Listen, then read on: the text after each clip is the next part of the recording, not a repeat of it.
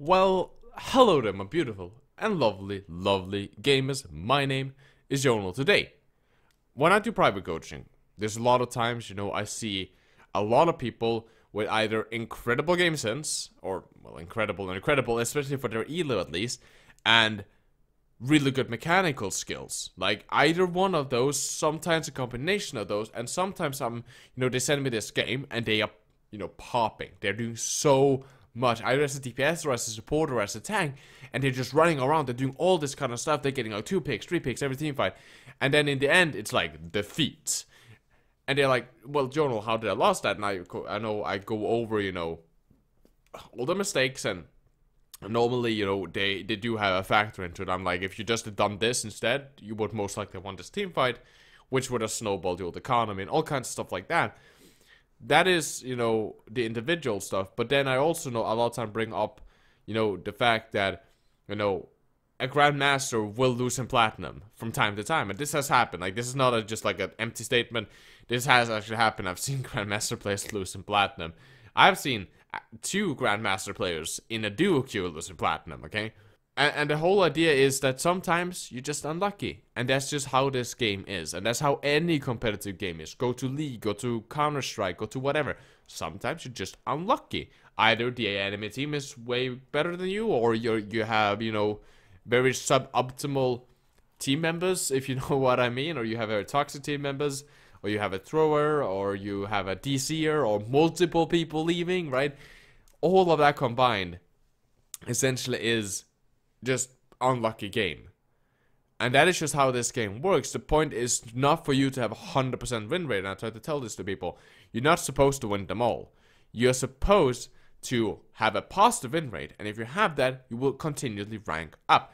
2-1 is normally my ratio that I like to tell people. Get 2 wins per loss, okay? So you win 2, you lose 1.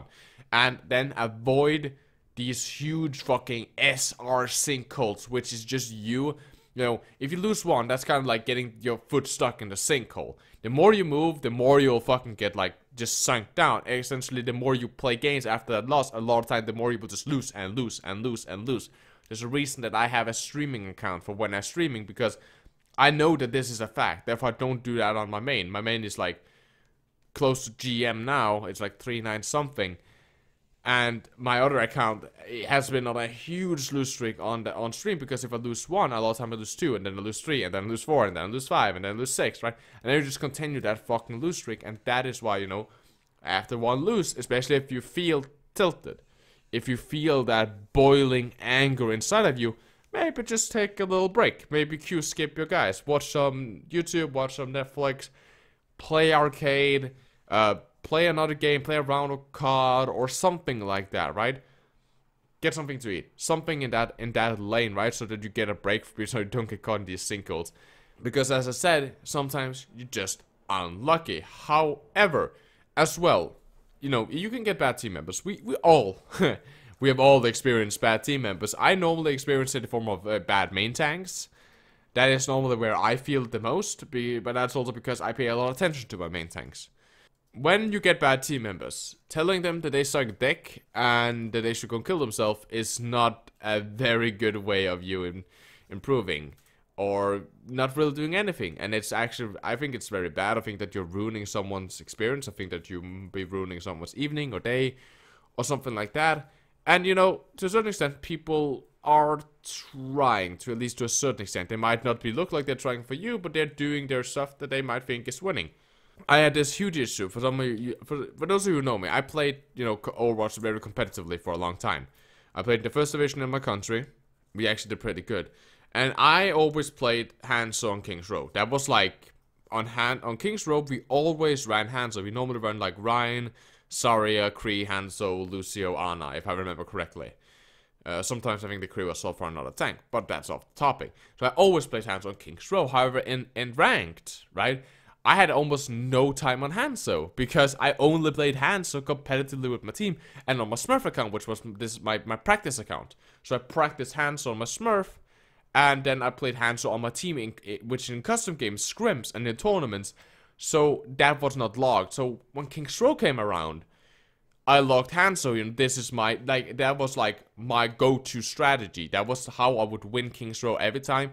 I just pick Hanzo. And they would be like, why the fuck you on Hanzo? You have like 120 hours on Genji. And you pick Hanzo, and you have like 6 hours on Hanzo. What are you even doing? And, you know, I would be called, you know, stop trolling, stop throwing the game.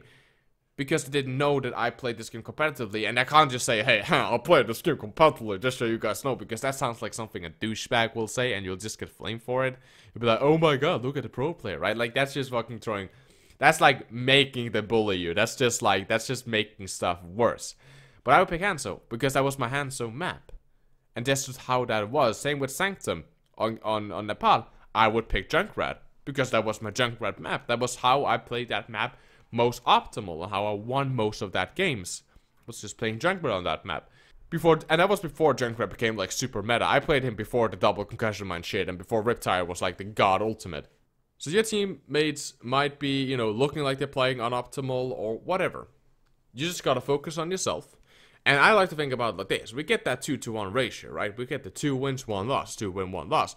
Well, to make it even more optimal for ourselves, for our improvement, 2 wins, cool. Okay, what did you do wrong? What could you have improved? You always think that. You also always think, like, what could I improve? What did I do good? What did I do bad? Is it my accuracy? Is it my positioning? Am I dying too much? Is it my ultimates? What could I have done better?